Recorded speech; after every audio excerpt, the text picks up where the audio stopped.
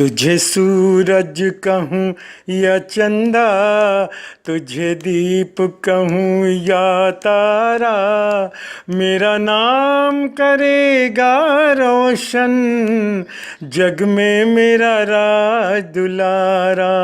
मेरे पिताजी रायबरेली ज़िले के बछरावा नाम के स्थान में इंटर कॉलेज में अंग्रेज़ी के प्रवक्ता थे और बहुत ही अनुशासन प्रिय व्यक्ति थे। उनका एक सिद्धांत था कि अगर आप जा रहे हैं और आपने ये बोला है कि 5 बजे मैं लौट आऊँगा, तो 5:15 नहीं होना चाहिए।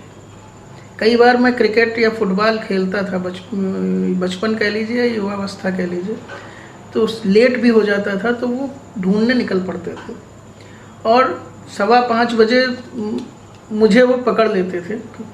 तुमने ये कहा था 5 बजे आने को, तो अभी तक तुम क्यों नहीं घर लौटे? 5:30 बज रहा है, 5:15 बज रहा है। तो ये अनुशासन जो उनका था, उसने मेरे जीवन में बड़ा प्रभाव डाला। इसके अलावा वो अंग्रेज़ी के एक बहुत बड़े शिक्षक थे, तो अंग्रेज़ी का थोड़ा बहुत जो ज्ञान मुझे हो पाया अपने जीवन में, वो सब उनकी देन है। इसके अलावा उनकी एक बड़ी अच्छी बात ये थी कि उन्होंने कहा कि मैं शिक्षक हूँ, मैं चाहता हूँ कि तुम इंजीनियर बनो, लेकिन मैं तुम पर दबाव नहीं डालूँगा। जहाँ पर तुम्हारी रुचि हो वहाँ जाओ। मेरे पिता के बारे में तो मैं यही कहूँगा कि लगभग हर दूसरे तीसरे दिन मैं उनसे बात करता था और उनके जीवन के अंतिम क्षणों में, अभी में उनकी मृत्यु हुई है 2022 में, मैंने अंतिम समय तक उनसे ये कहा कि आप झांसी आ जाइए रहने के लिए, लेकिन वो नहीं आए क्योंकि एक बुज़ुर्गों का पैतृक घर से जो घर बनाया है उससे मोह होता है, तो लखनऊ उन्होंने नहीं छोड़ा। लेकिन इतने आशीर्वाद वो देते थे, मतलब दूसरे तीसरे दिन बात करो, इतने आशीर्वाद, और आगे पूछते थे आगे तुम्हारा प्रमोशन कब होने वाला है, तुम क्या करने वाले हो, कोई किताब तुम्हारी आ रही है क्या, आगे की तुम्हारी योजना है। तो वो 85-86 वर्ष की आयु में दिवंगत हुए, लेकिन लगातार वो मुझे प्रोत्साहित करते थे और आशीर्वादों की जो बौछार वो किया करते थे, वो शायद मैं जीवन भर मिस करूँगा। वैसे तो मैं ये बताऊँ आपको, मैं ये Father's Day, Mother's Day, Daughter's Day पे कोई विश्वास नहीं करता, क्योंकि इनका कोई एक दिन नहीं होता है, ये हमारी ज़िंदगी में हमेशा के लिए रहते हैं। लेकिन फिर भी यदि आप पूछना चाहें फादर्स डे के लिए कोई चीज़ उनको याद करने के लिए, तो सबसे बड़ी चीज़ उनके अंदर ये थी कि वो किसी गरीब का मजाक नहीं उड़ाते थे कभी, और जितने निचले तबके के लोग होते थे कोशिश करते थे उनकी मदद करने की, और वही भावना मेरे अंदर भी आज भी जुड़ी हुई है कि कोई निस्सहाय आश्रित कोई गरीब हो बेचारा, जिसको मैं निस्वार्थ भाव से, सेवा भाव से उसकी मदद कर सकूँ कुछ। उनकी याद तो कह नहीं सकते, रोज़ ही आती है, सुबह शाम उनको बगैर याद किए रह ही नहीं सकते। उनको बगैर, आज गए हुए उनको 4 साल करीब होने को आ रहे हैं, लेकिन उनकी याद कभी नहीं जाती उनकी, कभी। सुबह शाम उनके हाथ जोड़ के जब भी घर से निकलता हूँ, उनके हाथ जोड़ के निकलता हूँ घर के आगे से। हमारे यहाँ सबसे पहले माता, फिर पिता। पिता और माता नहीं कहते, माता पिता कहते हैं। तो माता का सबसे पहला स्थान है और होना भी चाहिए, क्योंकि 9 महीने गर्भ में रखती हैं और फिर आप छोटे होते हैं तो आपको फिजिकल, इमोशनल सभी तरह का सपोर्ट देती है। तो इसमें तो कोई दो राय नहीं कि माँ का स्थान सबसे ज़्यादा है, लेकिन पिता का भी अपना हमारे समाज में सही स्थान है, क्योंकि किसी भी बच्चे का नाम पिता के नाम से जुड़ा होता है, क्योंकि माता का नाम उसके पीछे नहीं लगता है, पिता का नाम लगता है। तो हम ये नहीं कह सकते कि पिता का महत्व नहीं है, क्योंकि जन्म भर जब तक वो रहेगा जिंदा, या पीढ़ियां दर पीढ़ियां जो चलती हैं, तो पूर्वजों के नाम से उसी का पिता का ही चलता है। हमारे पापा की कुछ खास क्वालिटी थी जिसने हमें ज़िंदगी के डेवलपमेंट में या ज़िंदगी से जुड़ने में, ज़िंदगी में लड़ने में काफ़ी अहम भूमिका निभाई है। तो उनके दिखाए हुए पद चिन्हों पर चलते हुए आगे बढ़ने में मुझे गर्व होता है, और संग में जब कभी सफलता नहीं मिलती है तो हम सोचते हैं कि पापा होते तो क्या किया होता, कैसे करते। आज भी करते हैं। हाँ, इसलिए उनकी यादें अभी भी ताज़ा बनी हुई हैं। वो कभी किसी से डरते नहीं थे, वो वाली आदत ने हमें भी सब जगह सफल बनाया। मेरे पिताजी शुरू में हाई स्कूल पास करके बड़ौदा गए। वहाँ पर उन्होंने एक प्यून का काम किया, परंतु उनकी राइटिंग्स, उनके कैलिबर इतने अच्छे थे, इंग्लिश बढ़िया थी, तो अधिकारी ने कहा भाई ये किसकी राइटिंग है? बताया भाई हमारे जो नया प्यून आया है उसकी राइटिंग है। उन्होंने कहा भाई प्यून लायक नहीं है, तो उन्होंने तुरंत उनको अपग्रेड करके उन्होंने एक अच्छा ओहदा दिया उन्होंने, और बोला कि ये कहीं काम नहीं है, हमारे साथ काम करेंगे। और हमारे पिताजी को धीरे धीरे एक जो आर्कियोलॉजिकल कंजर्वेशन होता है उसमें बड़ी रुचि थी उनकी, तो उनको एक कंजर्वेटर बनाया वहाँ पर अधिकारियों ने।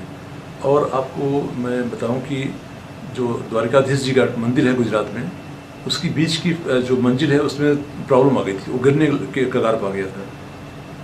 तो जो पुरातत्व विभाग के अधिकारी थे उनमें से एक थे डॉक्टर JP जोशी साहब। उन्होंने कहा भाई हमारे एक छोटे से कर्मचारी हैं, दुबे जी हैं, चित्तौड़गढ़ फोर्ट रहते हैं, उनको हम अगर ये काम दिखाएं तो शायद कर दें। तो उनको बुलाया गया, चित्तौड़गढ़ से द्वारका बुलाया गया जी। तो वहाँ जाकर उन्होंने उस काम को बखूबी अंजाम दिया और पूरे देश में उसका इस बात का श्रेय रहा। और पिताजी हम लोग बड़े दुर्भाग्यशाली इस मामले में थे कि जब मैं क्लास 11th में पढ़ रहा था उसी समय मेरे पिताजी का देहावसान हो गया, तो बहुत कष्ट हुआ हमें। मेरे पिताजी बहुत ही बोल्ड इंसान थे और उनका हमेशा कहना था, एक मुहावरा बोलते थे कि लेना एक न देना दो, किसी की लेना नहीं है, अगर हो सके तो दो दीजिए ही। तो हम लोग उस चीज़ को फॉलो करते रहे जीवन में, और उनकी बड़ी तमन्ना थी कि हमारे बच्चे बड़े अच्छे निकलें। लेकिन जब बच्चे अच्छे निकले तब वो देखने वाले चले गए थे, तो इस बात का कष्ट होता है कि अगर काश वो भी होते तो देखते कि हमारे बच्चों की क्या उपलब्धियाँ हैं, हमारे जो सन हैं, ग्रैंड सन हैं, वो लोग किन किन मंजिलों को प्राप्त कर चुके हैं। और एक पिता का जो साया होता है वो किसी रूप में अगर घर बना रहता है तो ये लगता है कि कोई गार्जियन है, और कभी कोई इफ एंड बट कोई बात ऐसी आई तो उनसे एक राय परामर्श लेने के लिए एक कवच के रूप में वो पिताजी रहते हैं। देखिए, पिता, और हालांकि माँ है और माँ की ममता है वो कोई नहीं ले सकता, लेकिन पिता की अपनी भूमिका होती है। पिता एक वो है जो कि माँ को चिंता होती है बच्चा खाना नहीं खा रहा, वो पीछे घूमती है लेके बच्चा खाना नहीं खा रहा। माँ को चिंता सिर्फ ये है कि उसका भूखा है बच्चा, पेट नहीं भर रहा है। लेकिन पिता वो है, पिता परिवार की प्लस बच्चे की चिंता करता है कि हम भविष्य में इनको कैसे खाना खिला पाएंगे। माँ ने तो सोचा प्रेजेंट टाइम के लिए, लेकिन भविष्य के लिए पिता ही सोचता है। और पिता वो है कि अपना दुख सुख स्वयं सहन करता है। अपना सुख तो सब में वितरित कर देगा, लेकिन दुख में नहीं कर पाएगा। दुख वो अपने अंदर ही रखेगा, क्योंकि ऐसा ना हो कि परिवार हमारा ऐसा ना हो कि निराश हो, कमज़ोर हो हमारे दुख से। तो इसलिए हमेशा सिंबल बन के खड़ा होता है। और डेफिनेटली पिता रीढ़ की हड्डी है, जन्म दिया है परमेश्वर है, उससे बड़ा कोई हो नहीं सकता मेरी नज़रों में। हमारे परम पूजनीय पिताजी पंडित देवीराम तिवारी जी हमारे लिए बहुत कुछ कर गए हैं, और उन्हीं के नाम से जो भी कर रहे हैं आज, उन्हीं के नाम से हम लोग काम कर रहे हैं, उन्हीं की वजह से हम लोग खा पी रहे हैं। उन्हीं का बड़ा स्नेह और प्रेम है पब्लिक के अंदर, जो भी है आज उन्हीं का है। जब हमारे में कोई कार्यक्रम होता है तो हम पिताजी को बड़ा याद करते हैं, क्योंकि उनका बड़ा नाम था क्षेत्र के अंदर नाम था, इसलिए हमको बहुत याद आती है पिताजी की। देखिए, फादर स्वर्गीय श्री राजेंद्र सिंह मेरे फादर मंडल सचिव NRMU के रहे हुए हैं और रेलवे में चीफ कंट्रोलर के पद पे भी कार्यरत थे।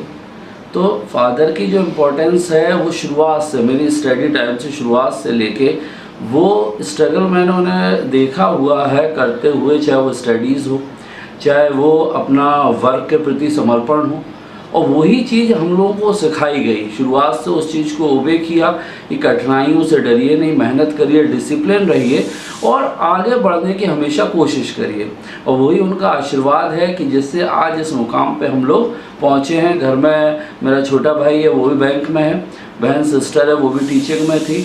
तो हर कोई ने एक नीचे से किस तरह से ऊपर उठना होता है अपनी मेहनत से, अपने संघर्ष से, वो अपने फादर से ही सीखा हुआ। मैं सबसे बड़ा हूँ घर पे, तो कहीं ना कहीं कोई डिसीज़न मेकिंग या कोई आपको कहीं पे ये रखता है कि ये मैं सही रास्ते पे हूँ या गलत रास्ते पे हूँ, तो वहाँ पे यदि किसी से सुझाव लेना रहता था तो फादर ही होते थे।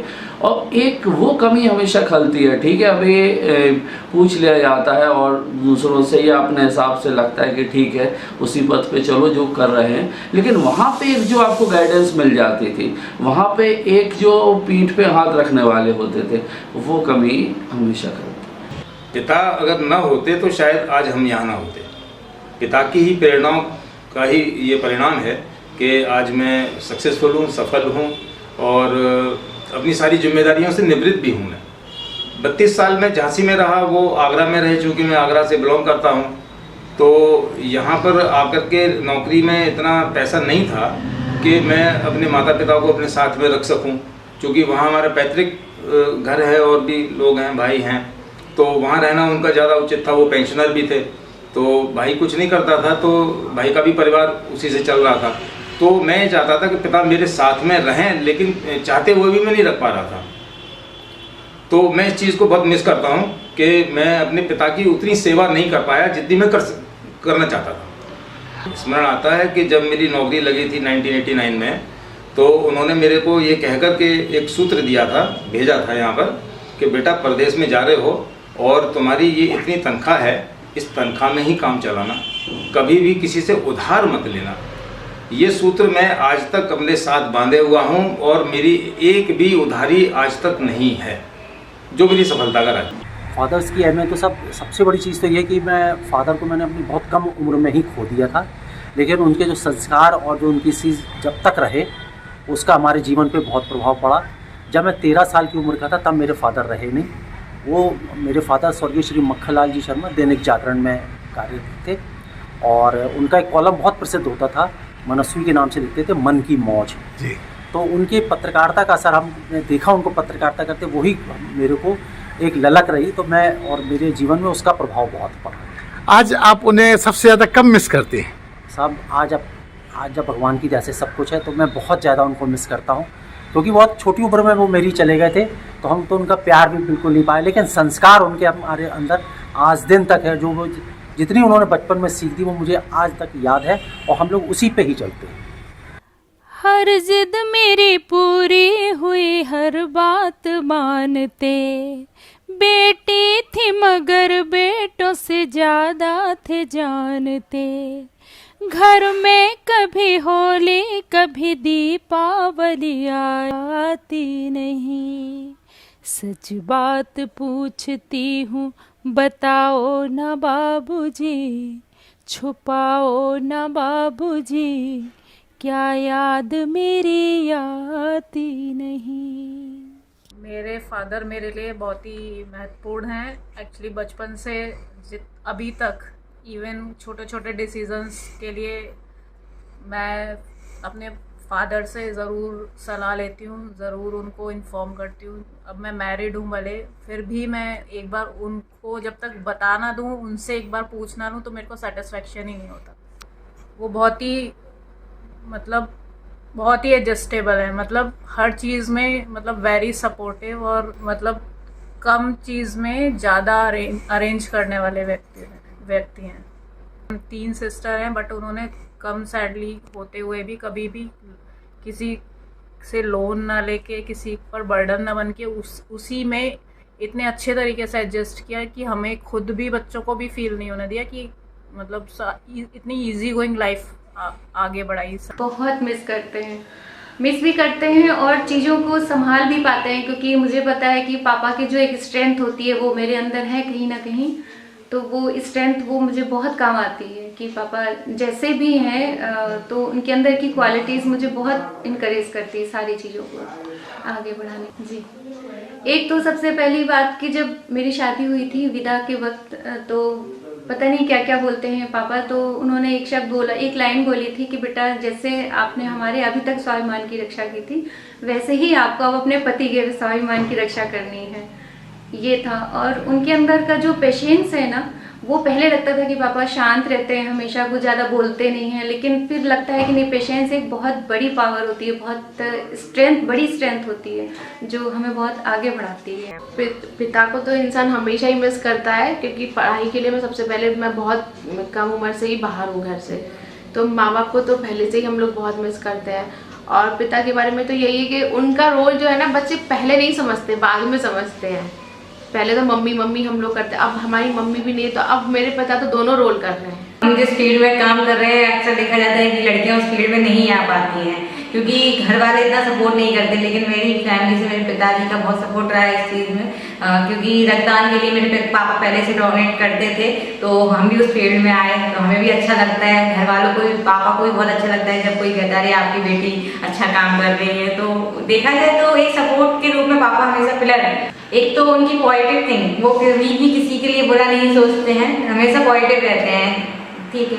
और दूसरा उनका बस खाने का उनको बहुत शौक है, जो कि वो खाना और खिलाना दोनों ही उनको बहुत पसंद है। हमारी ज़िंदगी में हमारे पिता का बहुत ज़्यादा महत्व है, नो डाउट माँ का भी है, लेकिन हमें लगता है कि पिता ने बहुत पहले हमारा साथ छोड़ दिया था और उसके बाद जो हमारी सक्सेस हमारी लाइफ में हुई है, हमें लगता है अगर पिताजी के संग हमने बचपन में वो सब कुछ नहीं सीखा होता तो हम अपनी लाइफ में उस सक्सेस पे पहुंच नहीं सकते थे। देखा, मैं पापा बिजनेसमैन थे, एक इंडस्ट्रियलिस्ट थे झांसी में, अगर आपने सुना होगा तो जगन इंडस्ट्रीज थी, मतलब उनके प्रोपराइटर थे।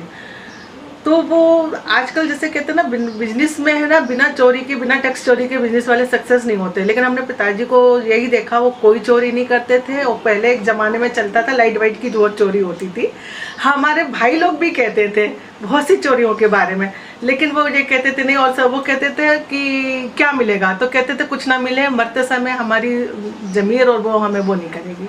तो इस तरीके की एक खूबी तो ये थी। दूसरा उनका ये था कि बेटियों को भी वो बराबर बेटों के समझते थे पिताजी, और कहते थे कि बेटियां अगर समझदार हो जाएंगी और पढ़ी लिखी हो जाएंगी तो आपका परिवार भी उतना ही शिक्षित और समझदार संस्कारी होगा। अपने पापा को एक हीरो की तरह मानता हूँ कि मतलब आज जो भी हूँ मैं, आज बचपन से लेके मैंने जितना किया है उन्होंने सब मेरे लिए किया है। मेरा खाना पीना, घूमना वगैरह, पढ़ाई, स्कूल की सब इटरेट, मुझे मतलब कभी भी किसी चीज़ की कमी महसूस नहीं हो रही थी आज तक। मतलब मैं सब चीज़, मुझे सब है मेरे पास, मेरे पापा की वजह से। और पापा मेरे हमेशा ये चाहते हैं कि मैं जो उन्नय किया, जैसे आज वो बिज़नेस है, आज वो समझते हैं कि जैसे बिज़नेस है, बिज़नेस मेरे लिए डिफ़िकल्ट है क्योंकि हर कोई बिज़नेस नहीं कर सकता है। आज जैसे मेरे पापा हैं, मेरे पापा मैं देखता हूँ, मेरे पापा सुबह से चले जाते हैं 6 बजे, जब हम बल्कि सो रहे होते तब हम 8 बजे, आप मैं झूठ नहीं बोलूँगा, मैं 8 बजे सो के उठता हूँ अभी।